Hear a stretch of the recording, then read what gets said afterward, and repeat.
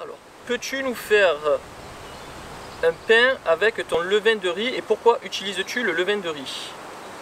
D'accord, on va y répondre.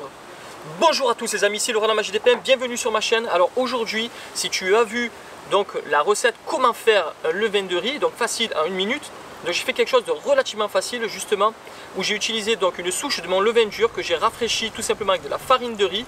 Et après, à force de rafraîchir donc ce levain là avec votre farine de riz, vous allez obtenir un levain sans gluten pour vos préparations de pain sans gluten. Alors pourquoi j'utilise tout simplement un levain de riz? Tout simplement parce que quand je fais mon pain à base soit de farine de riz, farine de sarrasin, farine de maïs, farine de châtaigne, ce sont des farines qui sont dépourvues de gluten. Le truc c'est que moi je suis habitué à faire des pains à longue fermentation, 48, 72, 96 heures, pour avoir un maximum d'arômes et un maximum de goût. Quand je fais mon pain dépourvu de gluten, il a du mal à maintenir toute cette fermentation à l'intérieur, donc il est extrêmement fragile et je préfère le faire en direct.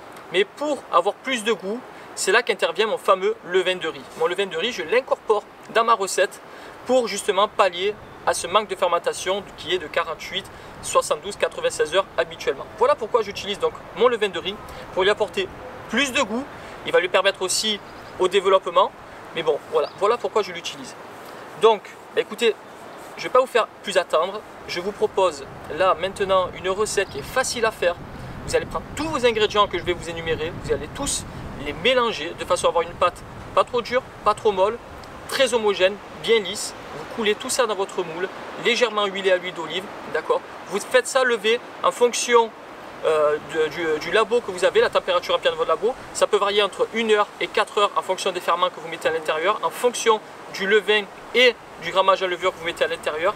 Et après vous faites une cuisson dite à peu près plus ou moins douce, hein, c'est-à-dire entre 240 pendant 20 minutes et après pendant 10-20 minutes en fonction de la quantité hein, de pâte que vous mettez dans votre moule à 200 degrés. Voilà, pour avoir vraiment une cuisson dégressive de façon à avoir une belle croûte croustillante et une mie très alvéolée. Alors moi je vais vous proposer aujourd'hui une des versions de pain que je fais, qui fait pour moi partie de la gamme des pains plats. Je vous propose donc le pain au maïs, mais moi je l'appelais autrement, je l'appelais la brique de maïs, volontairement parce que je l'ai fait sous forme de brique. Voilà, c'est quelque chose que j'aime bien, c'est quelque chose de très croustillant et très moelleux. Et le pire dans tout ça, c'est que c'est vraiment très léger et alvéolé. Pour un sans gluten, je trouve ça pas mal. Allez les amis, je ne vous fais pas plus attendre. Je vais aller dans mon labo, mettre mon tablier. Je vais me renfermer dans cet endroit que j'aime tant. Ici à Marseille, aujourd'hui, on a un très beau temps. Donc j'en profite un peu pour prendre le soleil. Voilà, avant de vous faire cette recette. Allez, j'espère que vous l'aimerez. On y va, c'est parti.